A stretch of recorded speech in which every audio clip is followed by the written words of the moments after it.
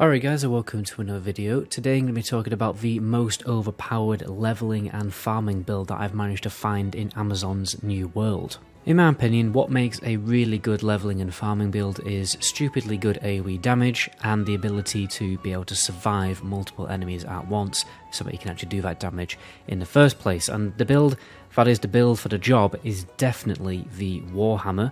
And you can make it slightly easier and slightly better if you combine the Warhammer with the Ice Gauntlet, but that isn't absolutely essential. You only really need the Warhammer at level 4 before you can start pulling this build off. Just before we jump in guys, please help me out by quickly smashing that subscribe button and the notification bell so you get little notifications on your phone for when I upload new videos. But anyway, let's move on to talking about the build. So the build actually is the Crowd Crusher Warhammer build. And you only really need it to be level 4 before you can start doing stupidly big AoE pulls and loads of AoE damage. The key talent that really allows you to do this is Prevailing Spirit, because 35% of your damage dealt is gained as healing, right? But when you're doing, so much damage to multiple enemies, then pretty much whenever you use just one ability, your health just goes straight back to maximum health. Because you're doing so much damage, and then 30% of your damage is given as healing. It scales off your actual damage, not the damage you do to like one target, but all the damage you do to every single target. And then apart from this, you just need the 3 main AoE abilities, because obviously more AoE damage the better. And then, talents like Frailty and Power Cleaner are very nice because it provides a little bit of extra defense, and you can combine this with a talent from the Ice Gauntlet tree, which increases it even further. So that is also nice, but from here you can really go with whatever you want and whatever suits your playstyle. The key talents really are the 3 main abilities and then Prevailing Spirit, and then Bob's your uncle, you are ready to go. It's also nice to have the Ice Gauntlet leveled up to level 5, but this isn't absolutely essential. You can live without having this in your arsenal.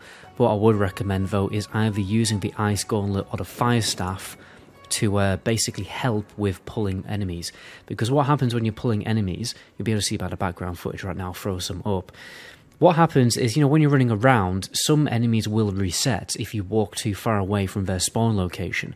But what you can do to just get a few extra mobs in your big pull is, shoot an Ice Gauntlet, Ice Shard or Fire Staff bolt, which will pull more enemies to you, and basically it will cause them to reset less, and long story short, you will pull more mobs when you're doing these cheeky little range pulls. You can also pop down an Ice Storm with an Ice Pylon before you switch weapon for a little bit of extra AoE damage, and then you can also use the Entombed ability, which kind of works a little bit like Ice Block does on World of Warcraft, and what you can do is just entomb yourself, right? And then what happens is all the mobs will obviously come to you and stack up and start attacking you, and what it allows you to do is stack those mobs up faster, which means you don't have to run around and dodge around less waiting for those mobs to stack up. They'll all stack up on you, and then you wait for Entomb to break, and then you dodge away, and then you start doing your AoE damage. It basically just speeds up the process of getting to the AoE damage phase. There's also this good talent called Strengthened Tomb, which increases your defense by 25% for 3 seconds after breaking out of Entombed. You will very likely take a little bit damage when you break out of Entombed because there's so many mobs attacking you, but it's not normally a problem, even without this talent, as long as you dodge your way fast enough. But again, like I said, it isn't absolutely essential for you to have Ice Gauntlet leveled up. If you don't want to spend the time doing it, then don't do it. But when you're higher level and then go back to leveling weapons, you will gain more XP per kill with that weapon, so normally getting to level 5, like I've just said, it really doesn't take that long at all. When it comes to attributes, we are going pure glass cannon here, because you really don't need to put points into Constitution, in my opinion, when you're leveling up. I have all my points in Strength, and this massively increases my damage, and I will kill the enemies before they really have any chance to do any significant damage to me. Plus, it's so easy to make potions and healing food in this game. I just don't really think it's that essential to increase your health pool when you have so many ways to just top your health up with, obviously, that ability we talked about earlier that scales off your damage. You can heal yourself up with that very, very easily, and then between pulls you can just eat some food and drink a potion.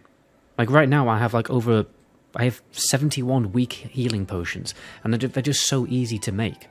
pretty sure you only need water and a very basic herb that you might find.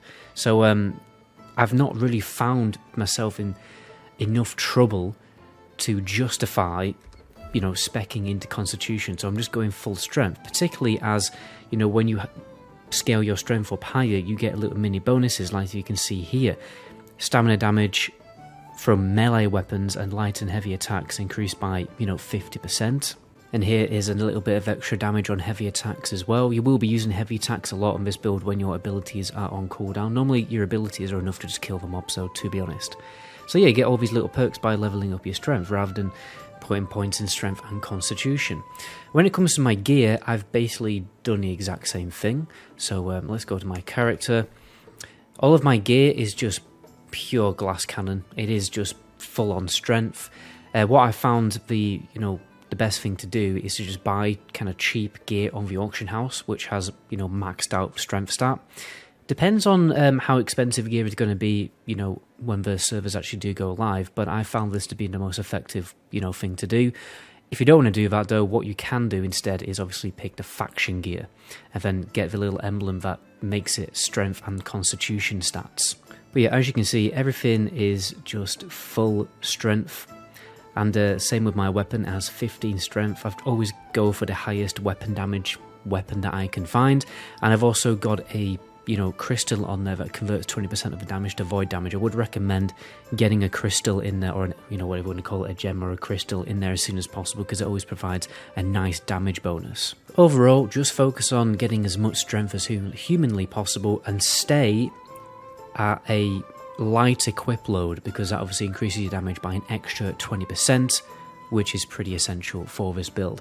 What you can do, what I've noticed, is you can have some, you don't have to go full light gear. What I'm trying to do is get as much medium gear pieces as I can and then filling with light pieces to get as close to 15 points of you know, equip load as I can, because obviously medium armor provides better armor rating than light armor, so I'm trying to increase my armor rating as much as possible while still staying in that below, you know, -15 equip load window, so that I do get that 20% damage bonus. What I'm going to do now is talk over the pulls that I've done and just basically tell you, what exactly I'm doing. This first one is a bit rusty, because I literally just got back after playing the game after like a half a week break, and jumped into trying to do a big pull straight away.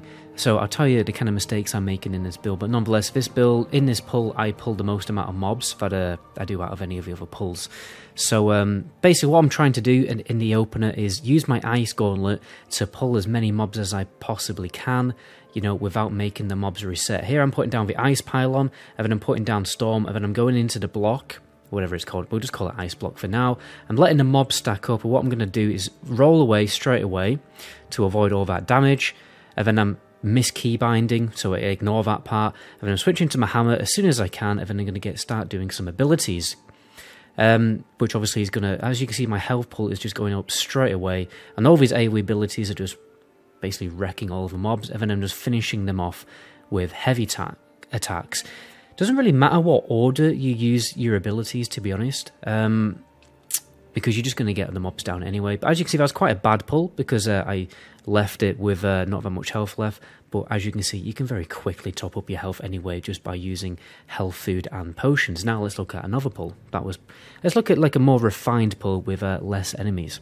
So here's another pull. I make it a little less mistakes in this pull. So again, just opening up with the ice gauntlet, trying to ping pong pull as many mobs as I possibly find. Sometimes I will also jump over certain ledges. So that what you try not to do is go back on yourself, because if you go back on yourself, sometimes you can, you know, start getting damaged by the mobs, which can be quite bad. So save your rolls for when that happens. Then here, what I'm trying to do is just pick a good location to stop and, you know, prepare for the execution phase. So there you go, I'm into my ice block. We're going to roll away. Sometimes you will get yourself stuck as well. And what I have found to be best is you open up with your shockwave ability. Pretty sure it's called shockwave ability, because what that does is it increases, it reduces the damage that the mobs deal to you. And then you stack that with the next ability that does the same. So just to clarify, because I'm still getting to know obviously the ability names. You're going to open with Shockwave because obviously this stuns the enemies for 2 seconds, and then also because of this talent here, it's going to reduce the damage that they deal by 10%, which is obviously nice, for 10 seconds as well.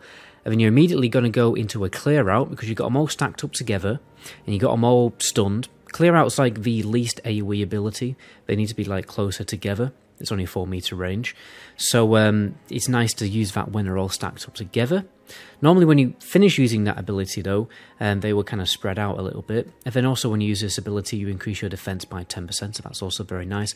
And then you're going to normally roll back and then line that up with a Path of Destiny. Because obviously Path of Destiny is like, does AoE damage in like a path in front of you. So what you normally do is you roll back, let the mobs kind of sync up a bit more, like clump up together, and then smash a Path of Destiny, and then finish them off with heavy attacks.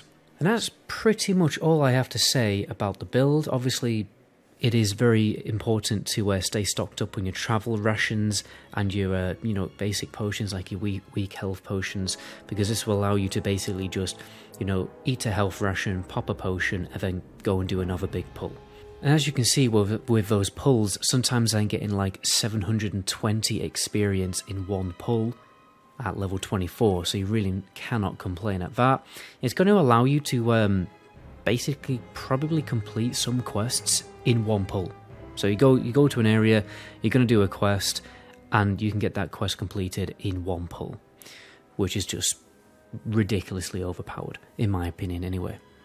Anyway guys, let me know what you think in the comment section below, if you think this build is any good. If you found a build that you think is even better than mine, then please leave it in the comment section, and if you can, send me a little message on Discord. My Discord is always in the description of my videos, and I am going to set up a section on my Discord where people can talk about New World, theory crafting, what the best builds for this, what the best builds for that, and everything like that, best way to level up a certain trade skill, everything like that. So I'm going to set that up on my Discord very soon, because obviously it would be good to, for everyone to share all their knowledge together, and then obviously I can start making videos about stuff like that.